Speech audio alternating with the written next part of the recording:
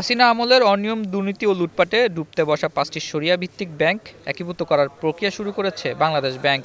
এই উদ্যোগে সবচেয়ে বেশি প্রাধান্য পাচ্ছেন ব্যাংকগুলোর আমানতকারীরা। তাদের অর্থ শতভাগ ফেরত দেওয়ার প্রতিশ্রুতি বাংলাদেশ ব্যাংকের।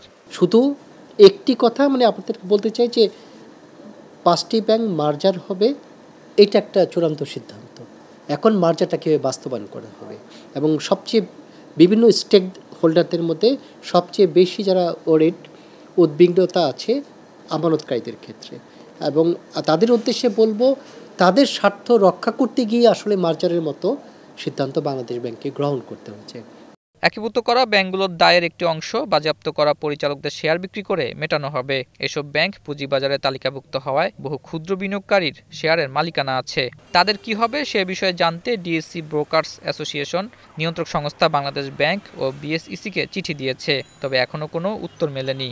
একটা পক্ষ হচ্ছে যে ডিপোজিটর, যার স্বার্থ সবসময় বাংলাদেশ ব্যাংক সংরক্ষণ করবে, আর আরেকটা পার্টি আছে যেটা হচ্ছে শেয়ার হোল্ডারের স্বার্থটা সংরক্ষণের দায়িত্ব প্রাথমিকভাবে ঢাকা স্টক এক্সচেঞ্জ এবং চিটাগাং স্টক এক্সচেঞ্জকে। তাই আমি ধরেন ঢাকা স্টক এক্সচেঞ্জকে ধরে নিচ্ছি এবং ultimately Bangladesh securities and exchange কমিশনের উপর বর্তায়।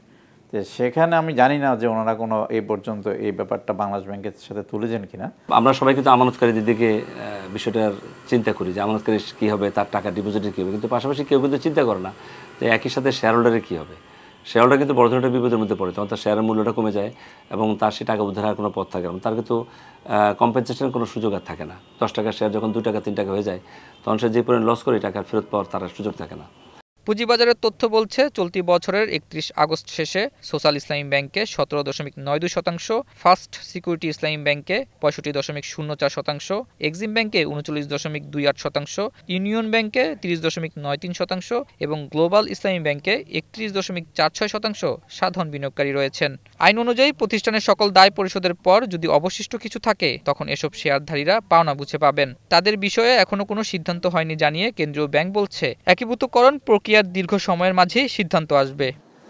যত সময় আগাবে তত নতুন নতুন জটিলতা সৃষ্টি হয়, যেগুলো এখন প্রেডিক্ট করা সম্ভব হচ্ছে না।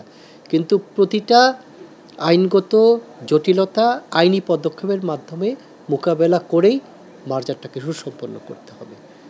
বিশেষজ্ঞরা বলছেন ব্যাংক একীভূত করার ক্ষেত্রে আমানতকারীদের মতো ক্ষুদ্র বিনিয়োগকারীদের কথাও আগে ভাবা দরকার। এ বিষয়ে সঠিক কোনো নির্দেশনা না পেলে শেয়ার বাজারে আতঙ্ক ছড়িয়ে পড়বে।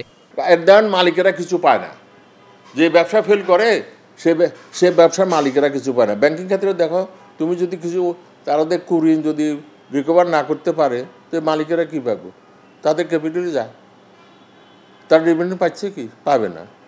তো সেটা ওই তুমি বলতে পারো স্যার কোনোটা একটু ভালো আছে, কোনোটা একটু খারাপ আছে, তো ওইখানে তো ন্যাব একটু বেশি হতেও পারে, সেটা দেখবে এক্সপার্ট লোকেরা।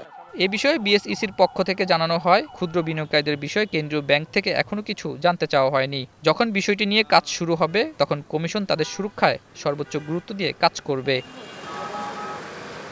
আতাউর নিয়ন, স্টার নিউজ, ঢাকা।